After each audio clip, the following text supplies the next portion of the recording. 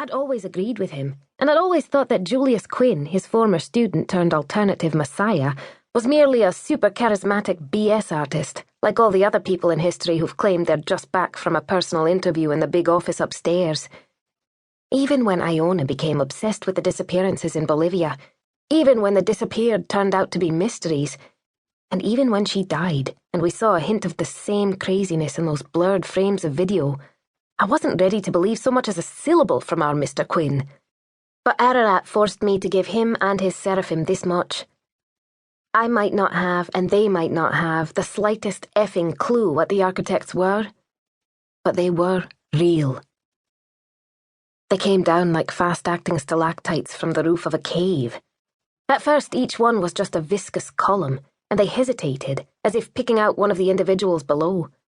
Only then did they begin to take on the outline of a human form. The supplicants, applicants, angels, victims, you tell me, stood rigid, with their arms held out in greeting, poised on the cliff edge of infinity with joy on their luminous, upturned faces. Amazing. And when you've been raised by a couple of archaeologists so you know the word's mythologies like the back of your hand, well, all things considered, it would have been nice to get a spare 5 minutes, sit down with a notepad, and concentrate on the details. You'll have to be quick. Oh, right. Sorry, Mac. Yes, have to be quick because shit, one of them is above you. You, Daniel Calder. Right now. Don't look at it, Dee. Please, don't look at it. But it was there especially for you. So you looked at it.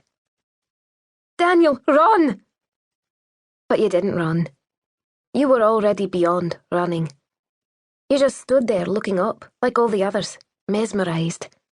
In that pose, you might have been one of those Greek statues of an athlete that they found standing, javelin arm forever raised, on the seabed at Antikythera. A track and field snapshot in solid bronze, the hero of the games, anticipating forever the laurel wreath of victory. I hauled the door open and jumped down onto a pile of snow and ice. My foot hit a jagged block at an angle, and I spun sideways, turning my ankle and cutting both hands. Roscoe had started running up the slope toward you. When I picked myself up and looked again, he was already halfway there. Yelling was pointless.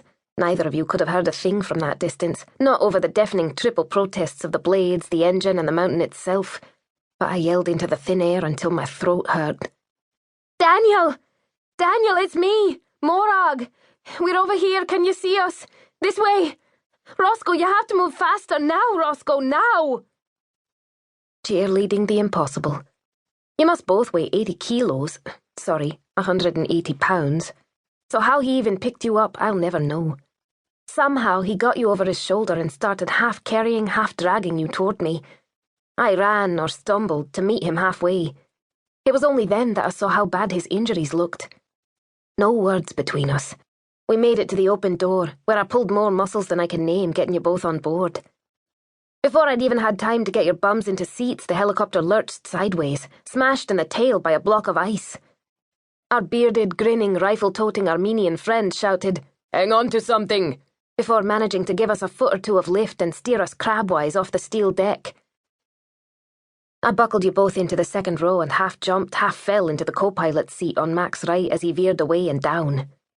We passed right over a tongue of the lava flow. The heat radiating off it was so intense, I wondered if we'd light up. A shred of lint, sucked in too close to a bonfire. Once it was behind us, we dropped like a stone. It took only a few sickening theme park minutes to leave that horrible scene and most of Mount Ararat's 5,000 meters behind. The pale brown moonscape beneath us, rock, dust, gullies, looked like a beach raked by a bear's claw. The whole machine was canted over to one side, the nose was tilted too far down, and we were seconds away from violent death. So far, so good, Mac said, as if everything was going way better than expected.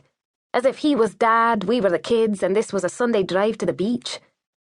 When he looked at me with a mad gleam in his eye, as if to check that I was having fun too, I didn't know whether to feel better or worse. Funny how many regrets a mind can dwell on in the almost infinitely expandable space of a single moment. We were about to say our last goodbyes to the world from inside a fireball of